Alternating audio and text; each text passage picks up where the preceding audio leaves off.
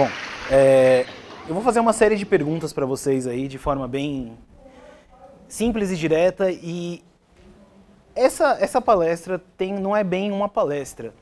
Assim, eu quero ouvir de vocês, então não tem problema de interromper. Se você tem alguma coisa para acrescentar, por favor, fale, porque é aqui que a gente vai conseguir aprender. Porque quando a gente começa a falar de linguagens dinâmicas e de humanos estáticos, talvez, a gente começa a pensar um pouco.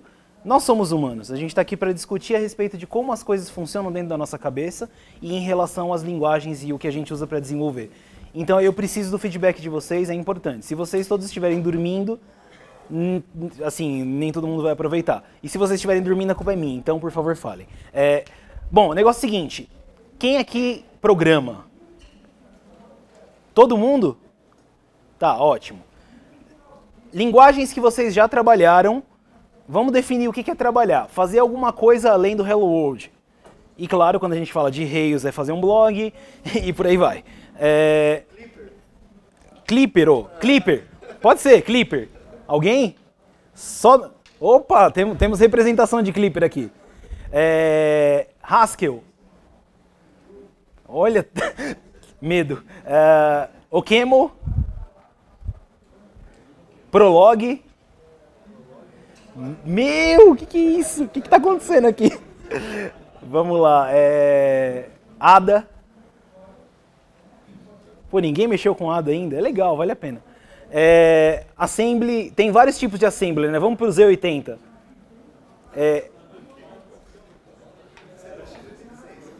Tipo, só para ter uma base, né? Porque tem muita gente que fala assim, eu mexi com Assembly e brincou lá com Z80 e coisas do tipo, aí depois você joga o cara num ARM e ele se perde. Então, resumindo. Vamos. Delphi? Meu Deus do céu. Peraí, mas Delphi? Esses dias eu vi uma mensagem, não sei em que lugar na internet, que alguém estava comemorando do Delphi, que tinha saído a versão nova que ia revolucionar o mundo, coisa do tipo. Olha, eu não sei se era feijoada que eu comi ou o quê, mas eu passei bastante tempo no banheiro naquele dia, sabe? Enfim, brincadeiras à parte, já fiz muito dinheiro com Delphi. Hoje em dia, não, mas se alguém está fazendo, é sortudo. Bem assim, eu sinceramente, eu vi o mercado desaparecer praticamente, né? Tem uma galera, alguns específicos que conseguem e estão usando e beleza, mas na época que eu usava Delphi eu gostava bastante, tipo, odiava Pascal, tipo, a linguagem em si, nunca fui com a cara, mas ok, fazia o trabalho muito bem, servia para controlar devices lá, aquelas coisas que eu fazia e tudo bem. Vamos lá, a gente falou de Delphi, o que mais que a gente tem de linguagens estranhas? Erlang. Alguém aqui fez alguma coisa com Erlang? Eu fiz uma coisa com Erlang, eu entrei num programa que rodava em Erlang e não consegui sair. tive que dar aqui o -9 no negócio porque não tinha jeito. Vamos lá. Clojure eu usei bastante, mas alguém aqui? Pô, só eu que usei Clojure aqui? Credo. Bom, vamos com calma. Scala. Teve alguém que mexeu com Scala. Bom, eu mexi com Scala o tempo suficiente para ficar horrorizado. Que mais? Brainfuck. Fiz alguma coisa um pouco além do Hello World, mas eu acho que eu me diverti muito mais implementando o Brainfuck do que usando a linguagem para fazer qualquer coisa. Enfim, mas vamos lá. Eu dei uma série de linguagens para vocês e no fim das contas, o que todas essas linguagens que eu falei têm em comum? Quase ninguém usa. Não, peraí. Scala tem gente que usa pra caramba, Clojure tem gente que usa pra caramba, mas praticamente, se eu não fiz alguma besteira, todas as linguagens que eu falei eram linguagens estaticamente tipadas. Confere? Ou pelo menos compiladas com um compilador que fizesse um trabalho relativamente decente. Aí fica a pergunta pra vocês. E Java? Quem aqui já mexeu com Java? Nossa, ainda há esperança. C#? Bom. Qual que é melhor, Java ou C#? Bom. O dia que tiver uma resposta unânime, acho que eu vou parar de trabalhar na área. Enquanto esse conflito saudável existir, a coisa tá boa. Por que eu estou fazendo essa pergunta? Como eu falei, a ideia e do que eu estou citando é que essas linguagens elas são estaticamente tipadas. Mas, afinal de contas, por que linguagens estaticamente tipadas seriam alguma coisa importante ou relevante para um evento que fala RuPy, que é basicamente linguagens dinâmicas? O que diabos eu estou tentando falar? A gente falou de algumas linguagens estáticas e agora vamos caminhar um pouquinho para linguagens um pouco mais dinâmicas. Ruby, quem aqui já usou? Bom, JavaScript. Tá, quem usou JavaScript, não jQuery? Bom, muito bom. Isso assim, dá gosto de ver, porque infelizmente no nosso mercado ainda tem muito programador de WordPress e programador de jQuery. É triste, mas é verdade. Outras linguagens dinâmicas que nós temos, Python. E aí agora eu já vou abrir assim, tem alguém aqui que tem como Python a primeira linguagem de uso? Ah, eles estão na outra, esse era o objetivo, que eu vou falar mal de Python. Mas eu vou falar mal de Ruby também, não tem problema. Aliás, eu vou falar mal de tudo hoje. Essa é a parte divertida da história. Pessoal, afinal de contas, por que essa história de linguagens estáticas e linguagens dinâmicas? Quais são as melhores? Tipo, é melhor trabalhar com uma linguagem estaticamente tipada? É melhor trabalhar com uma linguagem dinamicamente tipada? Depende. Tá, essa é uma resposta boa, mas vamos deixar essa resposta para lá, porque essa resposta depende de muita explicação. E depende do cenário. Mas, pensando friamente, o que faz mais sentido? Você tem um programa que vai executar uma tarefa. Faz mais sentido você ter um compilador fazendo testes para você e coisa do gênero? Tipo, porque olha que complicação. Vamos andar mais um pouquinho aqui. Se o pessoal fala lá que eu tenho uma linguagem que tem um compilador animal que vai lá e vê todo o fluxo do programa e consegue achar falhas na minha lógica, consegue evitar problemas, por que a gente não usa? Acho que essa é a reflexão que eu quero colocar para vocês. Só um disclaimer, eu sou uma pessoa de linguagens dinâmicas. Tá? Eu vou falar mal, mas lembre-se, no final das contas eu estou escolhendo linguagens dinâmicas. Então abram a cabeça antes de me malhar. A ideia é a seguinte, beleza, tem toda uma infraestrutura de compilador, tem todo lá o livro do Dragon Book ensinando milhares de jeitos de otimizar um programa para ele rodar melhor numa máquina. E por que a gente escolhe linguagens dinâmicas, afinal? Então, no fim das contas, aí eu pergunto, por que as linguagens estáticas são importantes? Ou melhor dizendo, como que a nossa cabeça funciona a um ponto que a gente escolha uma alternativa que, teoricamente, se você for pegar e contar no 1 mais 1 e falar de... como que é o termo que eu posso usar? Dizer assim, uma coisa que teoricamente te dá um melhor resultado no final, aí o cara fala, linguagem estática, vai gerar um código melhor, vai evitar mais erro, beleza. Então por que a gente continua escolhendo linguagem dinâmica? Tem menos boilerplate, que mais, pessoal? Duck typing, mas tipo, que vantagem que isso me traz? Eu ia responder do mesmo jeito, duck typing, porque eu gosto também, mas... A linguagem dinâmica é mais parecida com a nossa linguagem natural. Isso já começa a caminhar por uma linha um pouco mais interessante. Isso é uma vantagem técnica? Não é uma vantagem técnica.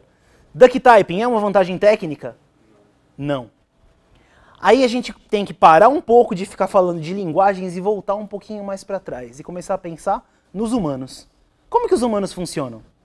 Como que a nossa cabeça consegue discernir o que é legal e o que é chato? O que interessa a gente de trabalhar ou o que é tipo simplesmente boring ou enterprise? Que é o que a gente costuma usar basicamente para coisas que a gente não gosta. Vamos lá. Quando eu paro para pensar um pouquinho, não sei se vocês... Quem é que já foi numa exposição de arte? Ou já viu um quadro de algum pintor, alguma coisa do gênero? Que seja. Tem uma característica desses quadros que se destaca quando você compara com qualquer outro tipo de arte. Se você pegar um quadro gerado por alguém que foi num computador com vetor e começou a desenhar, qual a diferença do trabalho feito no computador para o trabalho feito com tinta, óleo, pincel ou qualquer coisa do gênero? Tem alguma coisa que vem na sua cabeça logo de cara? Previsível. Previsibilidade. Por que previsibilidade?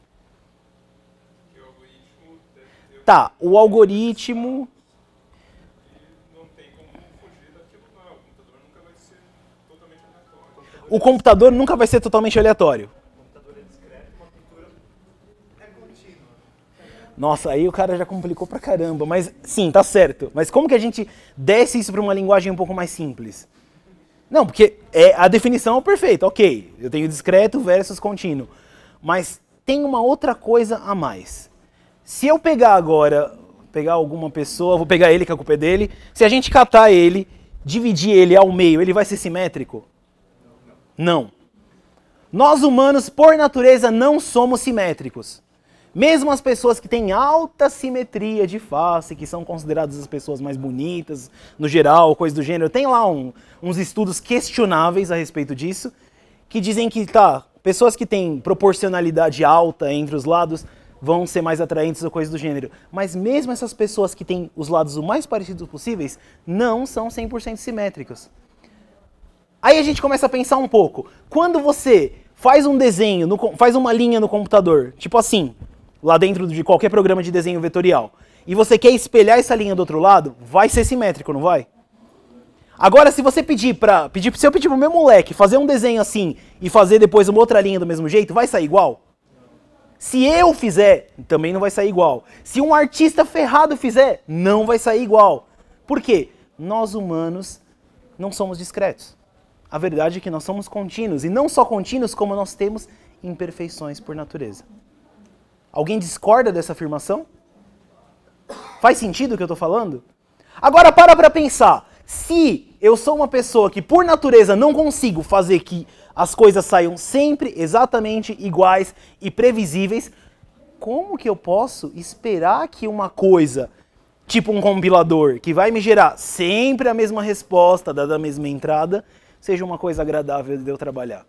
Ok, eu tô indo para uma direção muito perigosa, porque afinal de contas, caramba, toda a nossa ciência da computação, tudo que a gente faz em desenvolvimento de software é para ter previsibilidade, é para ter programas consistentes que funcionem, que sempre gerem o mesmo resultado.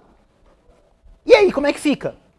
Eu vou fazer o sistema para o meu cliente, ele não vai ser previsível? Ele não vai fazer o que ele estava previsto para fazer? Aí agora a gente tem que voltar um pouquinho a entender, mas espera lá. O que isso tem a ver com linguagens estáticas ou linguagens dinâmicas? Quando um artista começa a desenhar numa tela, o que ele está usando para desenhar? Não ouvi, o quê? Pincel, o que mais? Tinta? Ferramentas. Pois é, esse é o ponto. Quando nós estamos indo programar, nós estamos usando o quê? Ferramentas também. E as nossas ferramentas normalmente não passam de abstrações. Já que nós estamos falando de uma coisa extremamente abstrata que é desenvolvimento de software. Enquanto o artista tem os pincéis físicos e tem as coisas físicas para ele fazer num quadro físico, nós temos que começar a passar por vários níveis de abstração até conseguir gerar alguma coisa que agregue valor para o nosso cliente, que agregue valor para o nosso usuário. Só que, para pensar um pouquinho, nós somos usuários dessas ferramentas.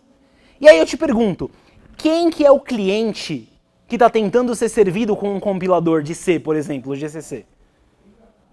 O desenvolvedor foi a sugestão dele. Alguém tem alguma outra hipótese sobre isso? A máquina. No fim das contas, por mais que a linguagem C, por mais que a linguagem whatever, dessas linguagens mais estaticamente tipadas, elas vão te fornecer ferramentas para que o processador que está sendo gerado esse código tenha um código mais eficiente gerado como output. Ok, tem coisas que facilitam para a nossa vida? Tem. Tem checagens estáticas? Tem. Mas para pensar, qual que era o foco? Vamos voltar um pouco para trás, antes de eu ter o compilador C. Como que a gente fazia? Eu não tinha que ir lá escrever o assembly para aquela arquitetura, para aquele modelo de CPU, com aqueles recursos de hardware que eu tinha ali disponíveis? Pois é, mudou a situação. Eu passei a ter um nível de abstração acima, onde eu podia escrever algum código em alguma outra linguagem diferente que ia me gerar um resultado satisfatório para aquela CPU. Só um instante. Espera aí. Complicou aqui. Desculpa, gente. E aí, como é que fica? Faz sentido o que eu estou falando? Tudo bem, o compilador ele vai atender a gente. Sim, mas aí o que acontece? A gente começou a fazer abstrações para simplificar o nosso trabalho. Mas com base em qual mindset? De que era muito difícil programar aquela CPU. Então vamos tornar alguma coisa de mais alto nível para que fique mais fácil para a gente. Na realidade, o que aconteceu? A gente passou a se preocupar com outras coisas, as deadlines começaram a apertar todo mundo, a gente teve que entregar código que não fosse só que rodasse bem, mas que ele começasse a ser mais rápido a execução dele. Aí começou uma briga desgraçada por benchmarks e por números, e daqui a pouco a gente tem o que a gente tem hoje. Sistemas de tipos profundamente ricos, matematicamente lindos. Mas será que nós somos o alvo deles? Será que no fim das contas eles foram feitos para atender a gente ou para atender a própria ciência? Eu não estou fregando contra teoria de tipos, teoria de categorias e essas coisas. Eu só estou perguntando quem que é o objetivo, quem é o objeto que essas teorias querem satisfazer.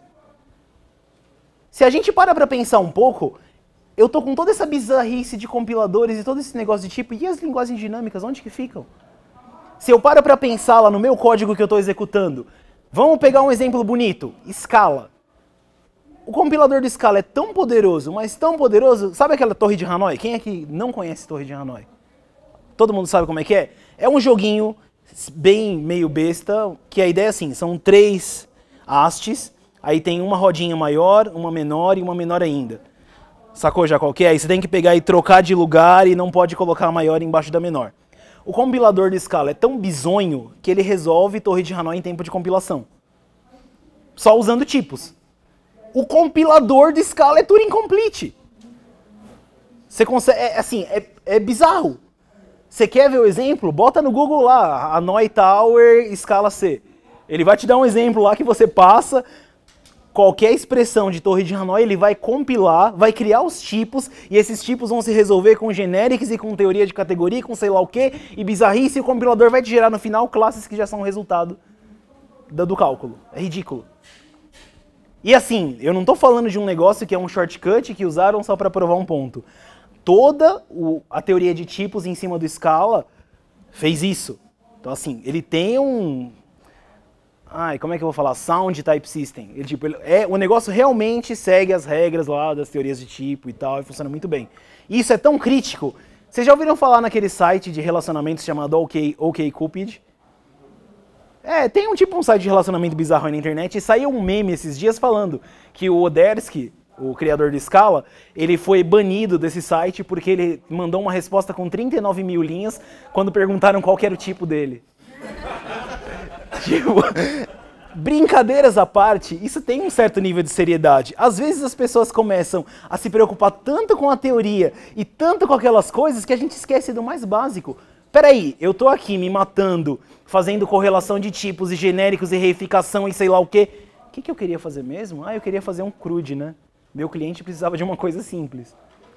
E aí a gente começa a voltar e pensar em outros níveis de problemas. Afinal de contas, eu estou trabalhando para atender meu cliente ou eu estou trabalhando para ser a babá de um compilador? Eu estou trabalhando para atender a necessidade que eu tenho no software ou eu simplesmente estou usando ferramentas por usar? E aí a gente acaba entrando num outro ponto. Por que eu prefiro ver uma pintura feita por um cara que não consegue fazer 2 linhas iguais?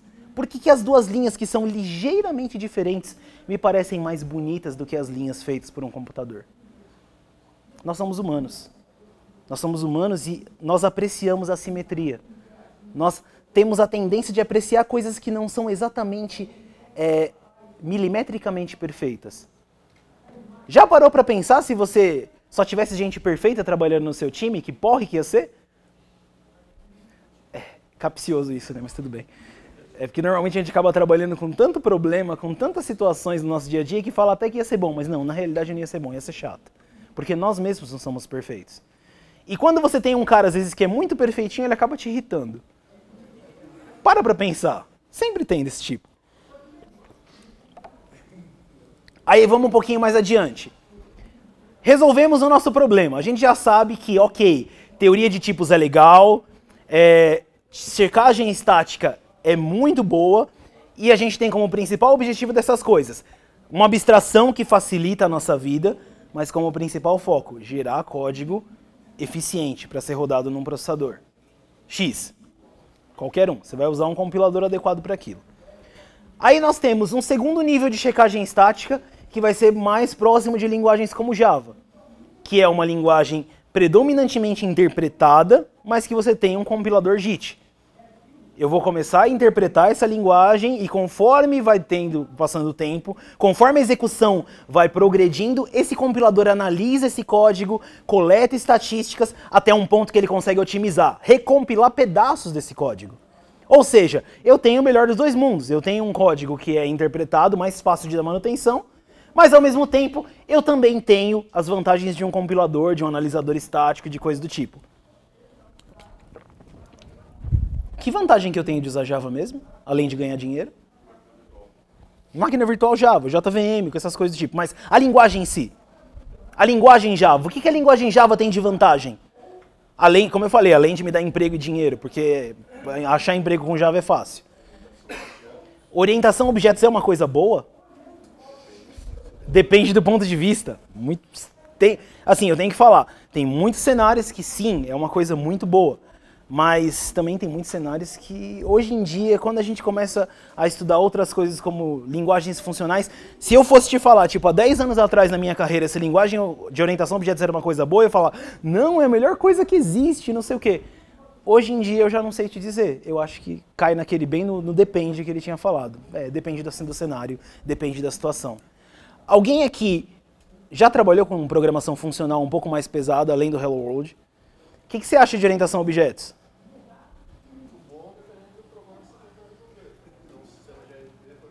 Um sistema o quê, desculpa? Um sistema de RP. Caso perfeito. Tem alguma opinião para dar a respeito disso, tipo de orientação a objetos? Não? Joia. Tem alguma, tipo, mais alguma coisa para acrescentar? O exemplo que ele deu de RP é um exemplo muito bom. Qual o desafio que a gente tem como desenvolvedores para fazer um ERP? Tem um desafio muito claro. Qual o tamanho de um ERP? Infinito. Por definição. O projeto de ERP, ele começa com tempo 0 e ele termina com tempo -1. Por definição. Vai indo e nunca tem fim. Não vai chegar no fim nunca. Vai dar overflow. Esse que é o ponto. Sempre dá overflow. Ou o projeto falha porque ele não atendia as necessidades, ou ele falha porque acabou o dinheiro. Basicamente é isso. Quando a gente trabalha com ERP, a gente está falando de um troço que eu vou ter que dar manutenção por muito, muito, muito tempo. Aí eu vou e parto para orientação a objeto, por quê? Porque eu estou preocupado com a manutenção. Aí depois eu falo assim, putz, mas nesse caso eu precisava de um pouco mais de performance. E orientação a objeto tem um overhead, querendo ou não. Tem, é da própria natureza. Ao invés de estar fazendo as operações direto, eu estou usando lá troca de mensagens entre objetos para que as coisas aconteçam.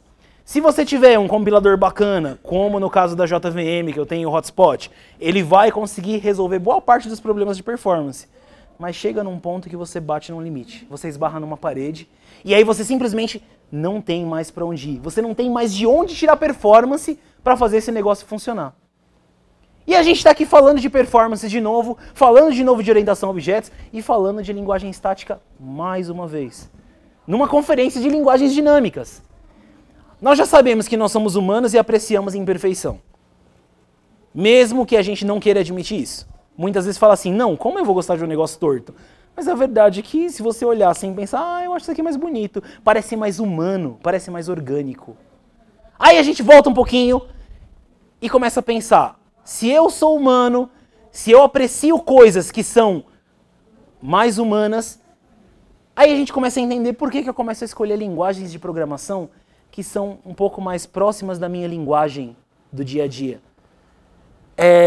Já tentou alguma vez, quer ver um exemplo bobo, tem aquele FizzBuzz, né, que é aquele teste clássico que muita gente... Alguém aqui não conhece isso?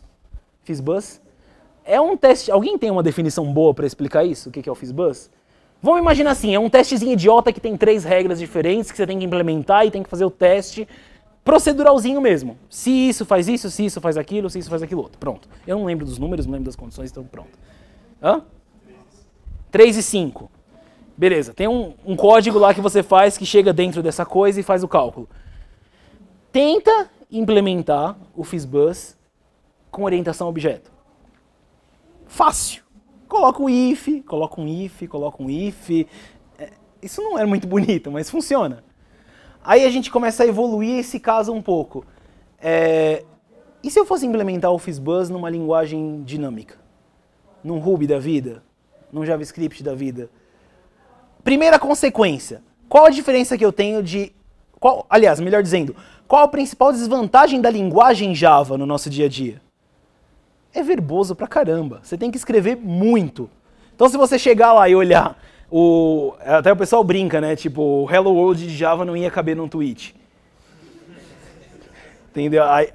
Eu até tuitei uma piada uns tempos atrás que era nessa linha. Depois eu procuro e tuito com a tag do evento. Mas enfim, a ideia era mais ou menos assim. O pessoal de Ruby ia ficar zoando o pessoal de Java, porque ainda eles não iam ter terminado de escrever o Hello World. E aí eu falo assim, mas quando o cara do Java terminasse, já ia ter rodado 10 vezes mais rápido que o do Ruby. Era uma coisa mais ou menos assim. Pessoal, por que nós escolhemos linguagens dinâmicas? A gente tem aqui grupos representados de linguagens dinâmicas. Acho que são os rubistas, pythonistas e os javascripts. O pessoal de JavaScript, certo? Tem mais alguma linguagem dinâmica que está na moda agora? Assim, não, né? Acho que essas são as principais. Alguém consegue me nomear um problema do JavaScript?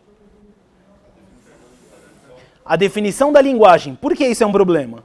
Já chego em você, segura aí. Ela é contra-intuitiva em vários Contra-intuitiva em vários pontos. Mas por quê? Você tem algum problema com aquela tabela verdade do zero, do null e do... só porque tem uma matriz bizonha de comparações e conversões implícitas? Sim, isso é horrível. PHP é uma linguagem dinâmica, mas infelizmente o que aconteceu com o PHP é que durante muito tempo, não a comunidade, acho que o Rasmus, basicamente, era muito cabeça fechada, e todo mundo gritando com ele, evolui essa coisa. Não! Era mais ou menos isso. Então ficou muito tempo parado. Se você lembrar, na época que começou o GitHub, começou a florescer aquelas coisas, naquela época o PHP estava mudando do CVS para o Subversion. E aí ainda tinha uma página, Git, are you kidding me? Desse jeito. Então assim, o design da linguagem tinha uma resistência muito grande à evolução. Isso provavelmente por causa do BDFL, que é no caso o Rasmus. Então acabou ficando para trás, a verdade é essa. Tem os de uso, tem absurdamente. PHP evoluiu? Sim, evoluiu. Mas evoluiu numa velocidade muito inferior às outras linguagens. E é claro, não é à toa que o Ruby on Rails, tipo Ruby com Rails, comeu um pedaço grande do código PHP. A turma usando JavaScript no server com Node comeu outro pedaço. Então assim, o PHP perdeu o mercado porque não evoluiu. E claro, agora está evoluindo, tem coisa saindo, finalmente eles soltaram uma versão nova lá. E a coisa está andando.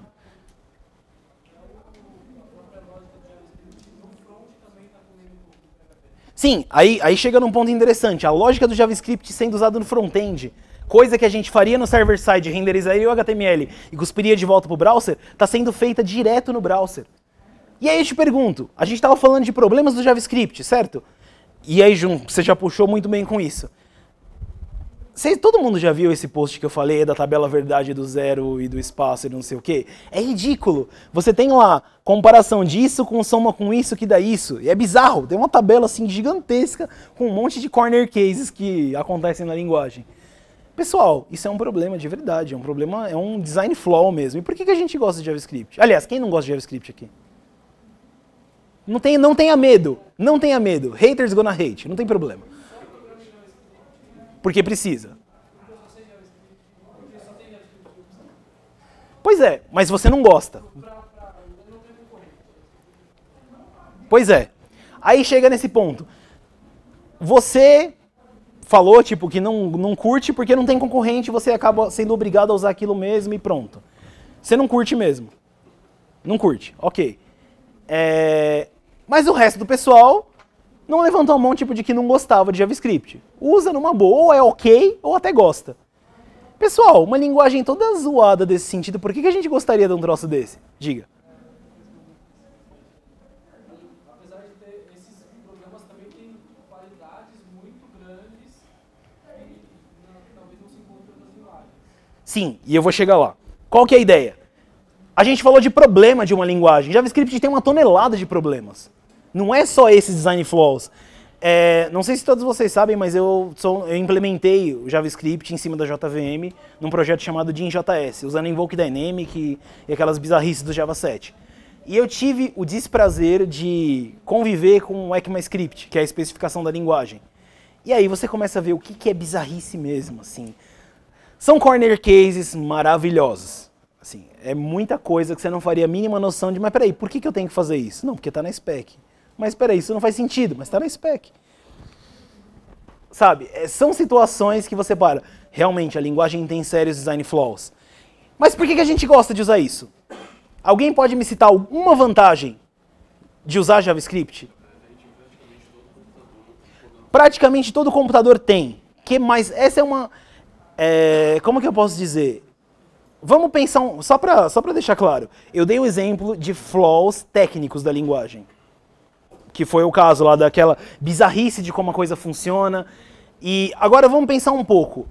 Lembra que eu falei que nós somos humanos e a gente tem a preferência por usar coisas que nos agradem? E eu não vou mais bater no microfone, desculpa. Tá. A ideia é a seguinte: quais são as coisas que nos motivam a usar uma linguagem? E a gente para pensar no JavaScript. Tem esse monte de problemas técnicos. Eu cheguei só na superfície. Se eu te falar do estrago sem noção que a spec do JavaScript torna a minha vida de fazer um compilador de JavaScript o inferno, você não faz ideia. Tem muitos casos que eu simplesmente não posso otimizar porque a spec diz que isso não é uma coisa que vai ser sempre assim. Diga.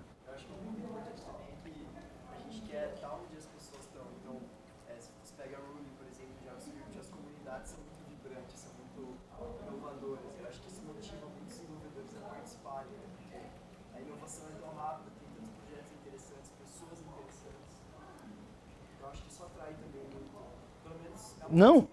O exemplo que ele deu aqui, às vezes a gente escolhe uma linguagem por causa da comunidade. E isso é muito verdade. Tipo, a comunidade JavaScript está inovando numa velocidade absurda. E aí chega naquele ponto ridículo. Os caras do Scala, os caras do Okemon, aquela turma lá do Alto Clero falando: não, mas nós detemos a tecnologia do último fim.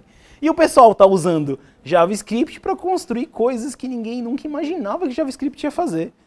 Para pensar, o kernel do Linux rodando num browser. Fala sério. Isso é só um exemplo. Tem outros exemplos muito mais bizarros. Diga. Sim,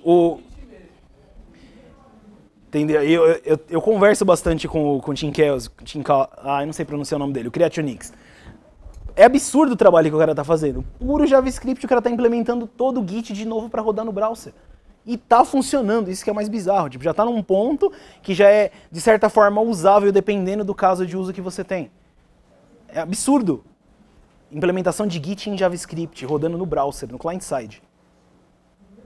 É assim, todos aqueles algoritmos de diffs, binary deltas, trabalhar com binário em JavaScript não é uma tarefa muito, assim, agradável. E tá funcionando muito bem. Aí eu te pergunto, é o exemplo que ele falou, voltando lá. Comunidade. Eu tenho uma comunidade super vibrante em volta da linguagem. O que mais que eu tenho de legal no JavaScript? Desculpa? Tem características de linguagens funcionais. Só que aí tem um pequeno apêndice que eu tenho que fazer. Isso poucas pessoas conseguem apreciar. Então, assim, eu acho que se fosse só o fato da linguagem ter características funcionais, ela não ia atingir um grande grupo de pessoas só por causa disso. Porque se isso fosse uma vantagem de verdade, todo mundo estava usando Haskell. Porque, querendo ou não, o negócio é bonito pra caramba. É difícil de entender até cair a ficha. Depois que você passou os primeiros 6 meses de tortura, vai embora. Aí eu pergunto pra vocês, voltando um pouquinho à questão do JavaScript. Para pensar, existe uma vantagem no JavaScript que arrebenta quase que todas as outras linguagens dinâmicas. F5. Alguém discorda? Você pode ter o compilador mais animal, checagem estática mais animal, mas você editar um arquivo da F5 e ver o resultado não tem preço. Do ponto de vista do desenvolvedor, é esse tipo de melhoria que é o que acaba faltando nas linguagens estaticamente tipadas. O ciclo de feedback é uma coisa tão importante, que eu sou uma das pessoas a minha escola é de linguagens estáticas e eu migrei para linguagens dinâmicas por causa do ciclo de feedback. Entendeu? Eu era o javeiro, mais javeiro que você imaginar. Aí um belo dia o Fábio Kung me falou de um tal do Ruby, que era uma linguagem lenta, mas que eu ia ter uma impressão que era mais rápida. Sim, é bizarro isso. Por quê? Uma coisa é velocidade crua versus velocidade percebida. Pode ser que a linguagem, na hora que eu vou rodar uma aplicação com 100 mil clientes batendo em cima dela, ela vai ser lenta de doer. Mas se eu apertei o F5 ali enquanto eu estou desenvolvendo e eu vi a coisa acontecendo, vai ser mais agradável de trabalhar com aquilo, querendo ou não. Aí a gente volta naquele negócio que eu falei. Quem que é o usuário-alvo de uma linguagem dinamicamente tipada? Somos nós, humanos. As linguagens elas acabam refletindo as imperfeições que nós humanos apreciamos. Duck typing, que foi o exemplo que ele deu. Tá, isso pra quem faz um compilador é um pesadelo. Eu não sei que tipo que tem ali, eu não posso fazer inline, eu não posso pegar e transformar aquele código em assembly, porque vai chegar uma chamada ali que o cara vai trocar aquilo. Ou então volta um pouquinho no Ruby, constantes que eu possa mudar o valor delas em tempo de runtime. Como é que eu otimizo isso? No Java, a partir do Java 7, a gente tem que fazer no JRuby um malabarismo tão bizarro para poder otimizar isso, que é mais ou menos assim, a gente faz um acordo com o programador. Já viram aquela expressão, se fizer certo, dá certo? Pois é, então assim, quando você inicia um programa em Ruby, no JRuby especificamente, tem uma constante no seu código. Primeira vez que ela chegou, nós vamos fazer o setup usando uns recursos novos do Java 7, tem um negócio chamado, como é que é o nome? Falhou a memória aqui, Switch Point. Ele é um fusível global, visível entre threads dentro da JVM. Eu pego e coloco um fusível para variável X e monto toda uma estratégia de chamada daquilo. Primeira vez que eu criei essa constante, ele vai, acessa bonitinho a constante, faz a chamada e aí vem a mágica. Ele coloca esse fusível. Enquanto não for associado nenhum valor diferente para essa constante, trate ela como um public static final. Aí fica a mágica, você tem um código que roda 800 vezes mais rápido no JRuby do que no MRI. Só que tem um detalhe, bem nefasto. Se você fizer errado, fizer um código porco mesmo e ficar trocando o valor da constante, sabe o que você vai pagar? Cada vez que você trocar o código da constante, você vai pagar um delay de 8.000 vezes. Porque vai ter todo o setup, vai ter que ter de-otimização de código, assembly vai deixar de ser assembly, vai voltar a código interpretado, o JIT que estava com o code cache todo quente vai jogar todo aquele cache fora e vai começar a fazer tudo de novo. Então assim, fizer certo, dá muito certo. Fizer errado, vai pagar caro por isso.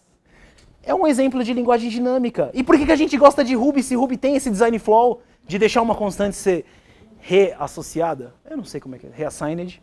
É isso mesmo, né? Vocês entenderam? Reatribuído. Eu vou lá e troco o valor da constante. Eu vou pagar caro por isso. Aí a gente chega no Python. Python é um exemplo que eu gosto de malhar, porque eu não gosto de Python. A linguagem é muito interessante. Tem muitas coisas bacanas que dá pra você fazer com Python.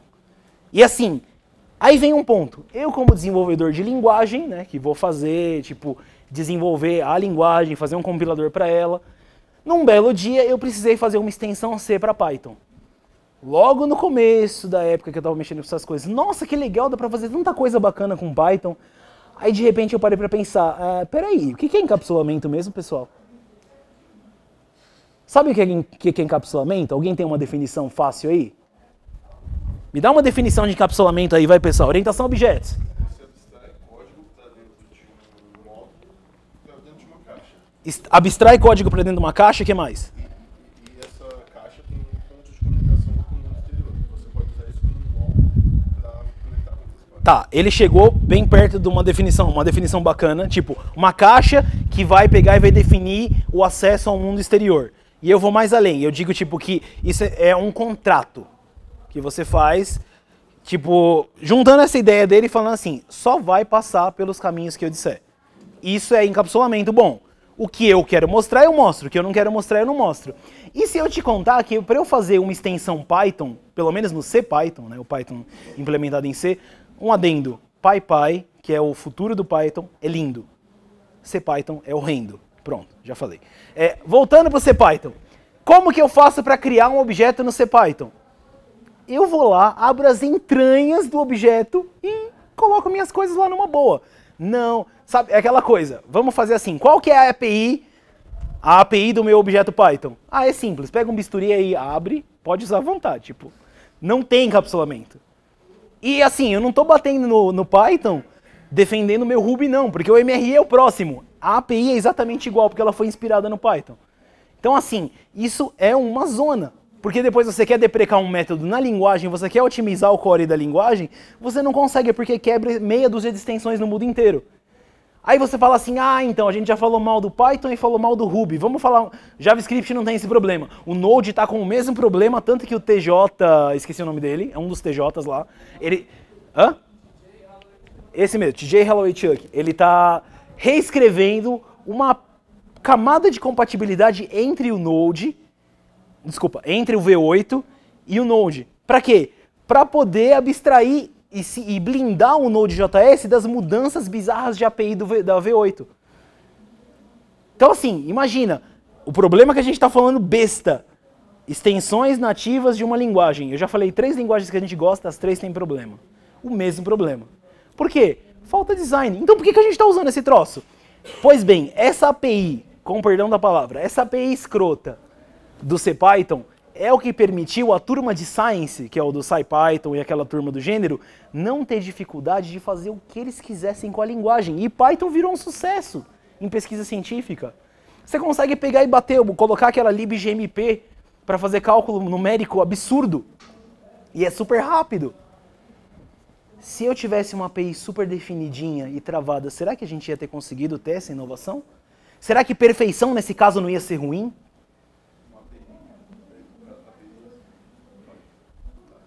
Criar objetos e toda aquela coisa. Se os caras não tivessem aquela flexibilidade, eu quero trocar o nome de um método via C. Como que eu faço? Não foi pensado numa API. Ele simplesmente cata o objeto, dá um set name de sei lá o que e troca. Só que é claro, isso é muito mais baixo nível, é C, ponteiro de função, aquelas coisas idiotas. Mas enfim, a ideia é essa. Se eu tivesse uma API que fosse pensada com carinho, não necessariamente a gente conseguiria ter tido a evolução que a gente teve. Aí eu paro e volto um pouco. Vamos voltar para a academia. Qual que é a ideia da academia? Vamos pesquisar uma solução até que essa solução esteja bonita, linda no paper, matematicamente provada e funciona. Tá errado? Não tá errado. Mas aí a gente consegue entender por que a academia às vezes fica tão longe da indústria, né, como eles gostam de chamar, mas do mercado. Por causa disso. Porque a gente acaba esquecendo quem que é o nosso cliente-alvo. Somos nós somos os humanos que têm problemas em tratar essas coisas. E aí eu pergunto para vocês, para terminar a história de uma vez por todas, por que nós usamos linguagens dinâmicas? Porque nós somos dinâmicos, nós não somos humanos estáticos. Nós usamos linguagens dinâmicas porque nós gostamos de ter espaço para experimentar. Só que ao mesmo tempo, vamos de novo para aquele princípio do tio Ben, né? Grandes poderes trazem grandes responsabilidades, aquela ladainha de sempre. Se eu posso usar uma linguagem dinâmica, por que eu estou usando uma linguagem dinâmica? A gente tem que ter consciência dos motivos pelos quais a gente escolhe uma linguagem dinâmica. Quer seja a comunidade, quer seja porque a linguagem é mais próxima da nossa, quer seja porque eu gosto.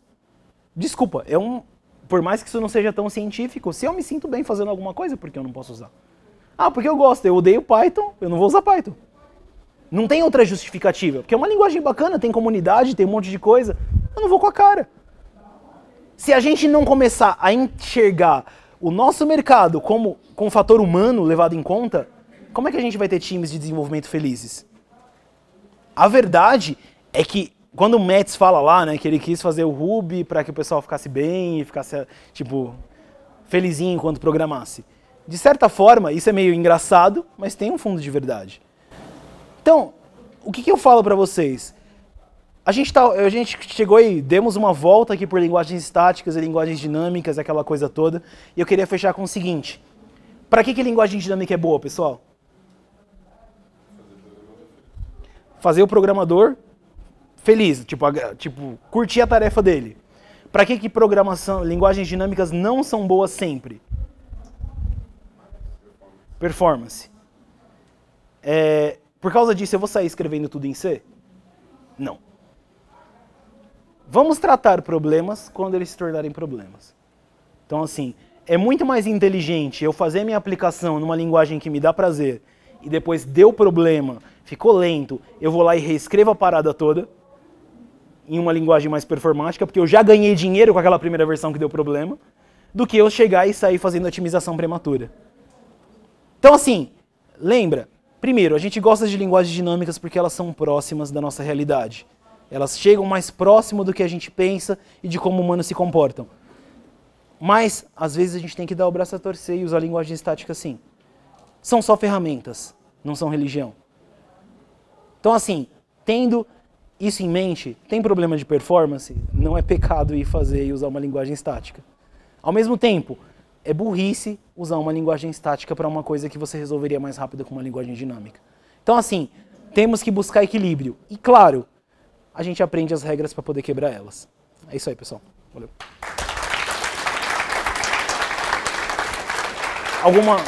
Alguma pergunta?